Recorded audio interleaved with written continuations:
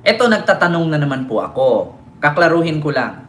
Bago natin tatalakayin ang usaping ito kay Yussi Claire Castro, papasok nga ba sa politika si Yussi Claire Castro?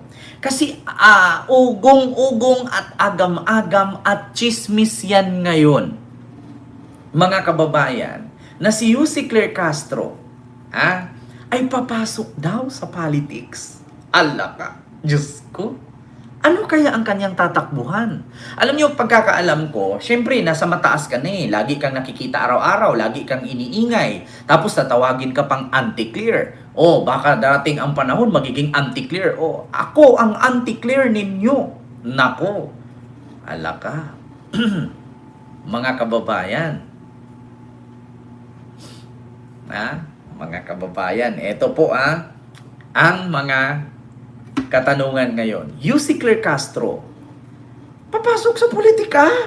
Hala, papasok daw sa mundo ng politika? Ito po pakinggan natin.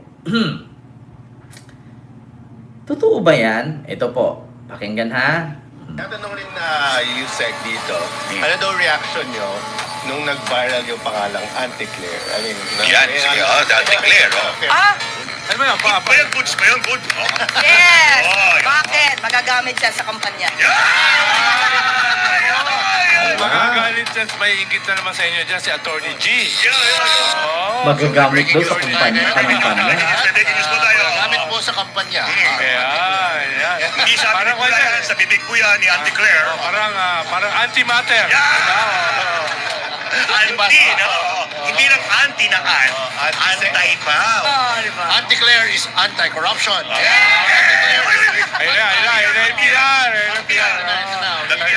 Naghahanap buhay na. Since kayong nagbanggit niyan na ingest ba yan o seriously, babalikan natin ang issue na yan kung tatakbo ba si Auntie Claire sa susunod na... Sa pagbabalik. Magbabalik ka! 4! Tatanong rin na Hala, Diyos ko. Mga kababayan. Ano daw ang reaksyon ni Yussi Claire Castro na tinawag siyang anti-clear? Nako po. So, pumapalakpak. Bakit? Magagamit sa kampanya yan. Hala ka, Diyos ko. Mukhang magagalit si Rowena Guanzon dyan kasi siya tumakbo. Gumawa ng party list para sa mga PWD pero hindi siya pinayagan ng COMELEC kasi hindi naman siya PWD. 'Di ba? Pero para sa akin PWD si Rowena, bakit? Sa utak nga lang. Doon siya may something sa utak eh. May kapansanan sa isip. 'Di ba? Dapat nga pinapanalo 'yun ng COMELEC. Kaya pala galit na galit eh. 'Di ba? Tapos nabudol pa mga kakamping. Kasi bayad daw ito ni Mr. Malas Sakit, no, ng 10 milyon para linlangin ang kakamping. Nako. Ayan na, mga kababayan, Diyos ko. Nagtatanong lang ako totoo ba, balibalita, na si Yussi Claire Castro ay papasok sa mundo ng politika? Hala ka, Diyos ko po. Nako, mga kababayan. Hala. Ako nagtatanong lang ako mga kababayan yun ang narinig ko eh. 'Di ba? Alam niyo, para sa akin, mga kababayan, walang problema kung papasok si Yussi Claire sa politics. Bakit? Una, ang pagbabasihan lang naman kasi ng tao, pag nasa politics ka, kailangan nagserbisyo ka sa bayan. Una, nagserbisyo ba si Yussi Claire? Yes. Yung trabaho niya ngayon, pagsiserbisyo sa bayan yan. Bilang tagapagsalita, nagsiserbisyo siya. Siya yung nagpaparating kung ano ang development, ano ang improvement ng ating bansa sa media. So, doon pa lang nagserbisyo siya bilang isa sa miyembro ng gabinete ni Marcos Jr. Bilang isang PCO Undersecretary or spokesperson. Oo, nagserbisyo siya. Pangalawa, si Yussi Claire ba ay may pinag-aralan? Yes, abogada yan, trial lawyer yan. So pasok siya. Si Sarah nga hindi marunong mag-English. Mali-mali pa sa Tagalog. napasok ni, 'di ba? Pangatlo, si UC Claire ba ay karapat-dapat na mapasok bilang sa politiko? Yes, bakit? May kasanayan na siya, may karanasan na siya sa politics. She is now touring around the politics. Politician na siya, party siya ng politics. Kasi bakit? Membro siya ng gabinete ni Marcos. Pang-apat, si UC Claire ba ay deserving bilang politician? Yes, mas may utak si UC kaysa kay Robin, ha? Cum laude yan. Diba? Si Robin nga nanalo. Si UC pa kaya? Panglima, si UC Claire Castro ba may tsansang manalo? Meron. Bakit? Gamitin niya yung pangalang Anti-Claire. Di ba? Yun ang sabi ni UC Claire na magagamit sa kampanya yan. Alam niyo, sa totoo lang, kung tatakbo ito si Yusek, si General Torre, alam ko si Yusek, kakamping yan. Si UC Claire, hindi natin maitanggi. Kakamping po yan. No? Pinklawan po siya. No? So, wala namang problema kung pinklawan ka, kung anong kulay na bilong ka, as long as wala kang ninakaw. 'Di ba? Wala ako, sa totoo lang, walang problema ang kulay. As long as hindi ka bobo, hindi ka tanga, hindi ka magnanakaw, 'di ba? Hindi ka addict, wala yung problema. 'Di ba? Kaya ngayon, mga kababayan, sa mga nagsasabi at mga haka-haka at ugong-ugong ngayon, qualified ba siya? Of course! Diyos ko, kung si Lito Lapid nga naging qualified, wala namang ginagawa. Si Sara nga naging qualified, mayor lang noon, tapos naging naging vice president bigla. Sa bagay, wala namang problema, at least nagdaan ka nga. Pumasok ka nga sa politics. So, walang problema. Si UC Claire, kung nasa yan, di ko alam kung siguro tatakbo mo ng congresswoman yan, kasi alam niya sa congress, maraming, syempre, abogado siya. Saan ba magagamit ang pagiging lawyer niya? It is sa legislative office, kongresista. Either Congress or Senate.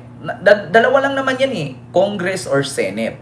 Kasi bakit? Pabor na pabor, kapag ikay isang matalino, no, at wise na butante, ang dapat ninyong iboto, mga kababayan, pagdating sa Senado at sa Kongreso, ay yung may mga alam sa batas.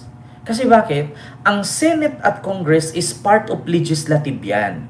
So ano po ba ang function ng Senate at Congress? Gumagawa ng batas, nagpapatupad ng batas, at bumubuo ng batas. Hindi porkit senador ka, ay uupo ka na lang dyan at kakain ka ng mani. Di ba? Kailangan may alam ka sa batas. Kasi nga ang trabaho mo, gagawa ka ng batas. At saka, Diyos ko, mga kababayan, napakatalino po ni UC Claire. Oo, napakagaling nga. Biruin mo, interview ngayon, sagot agad. Ganun dapat ang mga dapat ipasok sa Senado or sa Kongreso. Kasi bakit? Mabilis makakatch up yung utak. Hindi katulad nung iba dyan, naging vice president na, kailangan diktahan pa ng bodyguard. Na, buti na lang, meron ang aming opisina ay nagtrabaho ng maayos para sa bayan. Diba? Diyos ko naman, mga kababayan. Kaya, sa totoo lang, hindi para sa akin, hindi questionable ang pagpasok ni UC Claire sa politics. Kasi bakit? Membro na siya ng gabinete. Uy, Diyos ko, pag once na maging member ka ng gabinete, para ka naging mayor ng lungsod. Kasi bakit? Membro ka ng gabinete, may katungkulan ka. May pananagutin. May tawag doon, assignment ka. Alam niyo, mahirap kaya maging miyembro ng gabinete. At take note sa palasyo yan. Mahirap magkaroon ng ranggo dyan. Mahirap maging miyembro ng gabinet. Mga kababayan. Di ba, Mingming? Mahirap. Pang-presidente na yan. Di ba? Taas ng qualification, daming achievement. Sabi ni Ma'am Ay Malayco, di ba? Uy, may nagpalipad. Sino ito? Ma'am Arlene Fabular. Ayun, hi Ken. Pa-shoutout to my kiddos at asawa kong si Jude Anthony Avilgas. Get well soon. Ayan, get well soon po dyan. Keep it up sa mga balita everyday. Salamat po, Ma'am Arlene Pabular, sa iyong super chat. Thank you so much po. Diba? Nanay Minda, hello po. Alam niyo, sa totoo lang mga kababayan, si Binoy ba naging tanod ba bago nagsenador? Sabi ni Melvin Acacio. Kaya nga 'di ba mga kababayan, no? Kapag actually in fairness si Pinoy, kahit ganun yun, may pinag-aralan yun. 'Di ba? Si Sara nga naging vice president, hindi nga alam yung preamble. 'Di ba? Hindi nga niya alam kung ano ang pinagmula ng pandesal. 'Di ba? In fairness, si Pinoy, may pinag-aralan yan. At take note, kaklase pa ni Pinoy, si Barack Obama.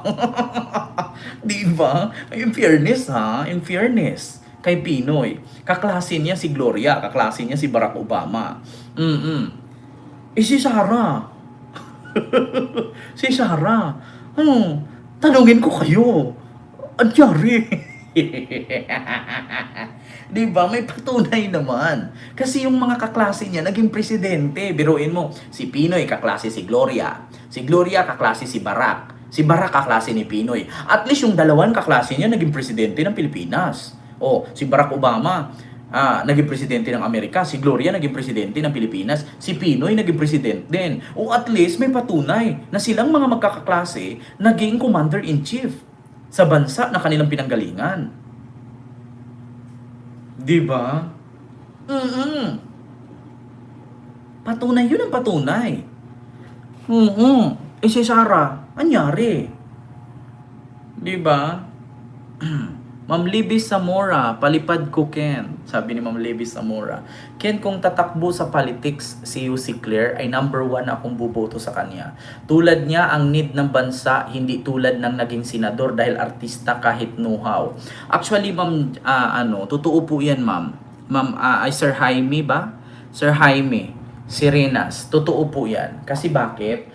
Sa ngayon kasi, hindi porkit popular ka, pag pumasok ka sa politics, ay makakapasok ka kasi popular ka, marami kang supporters, marami kang followers, maraming boboto sa'yo. Hindi kasi basihan yung boto dyan eh. Diba? Hindi kasi basihan yung boto dyan. Kasi bakit? Ganito yan eh. Alam nyo, yung pagsali sa politics ay para kang sumali sa pageant.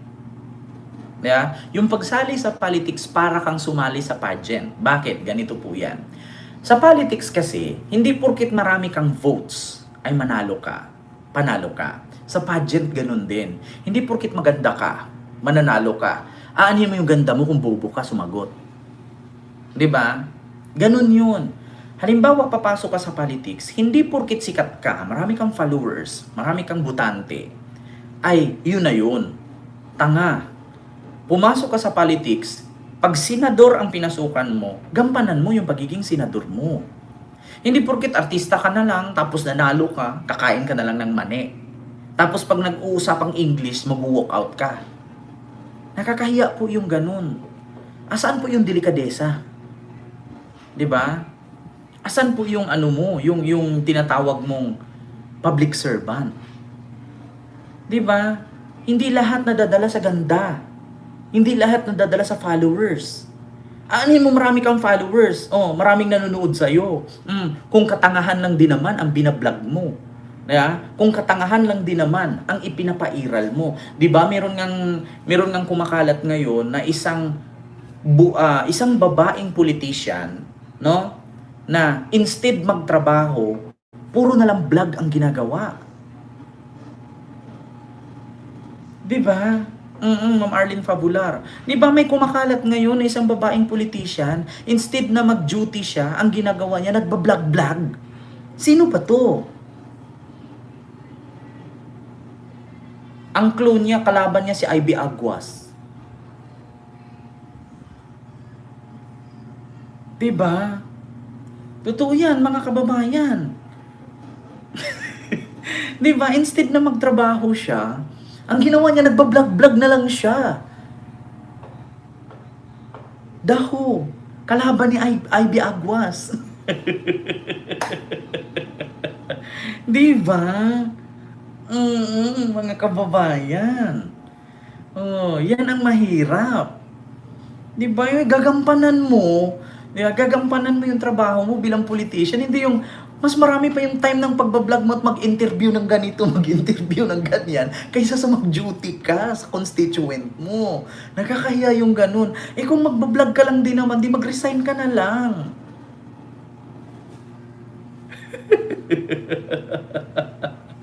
Di ba? Ay, Diyos ko naman.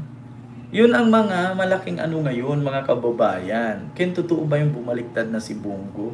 Sir Nelson, nagtatanong nga din po ako eh. Kasi may kasama siya dyan sa picture eh. Pinatawag daw sila sa Malacanang. Di ba? Kaya, ang totoo lang mga kababayan, yan po ang isa sa mga katanungan ko. Na, papasok nga ba si Yussi Claire Castro sa politics?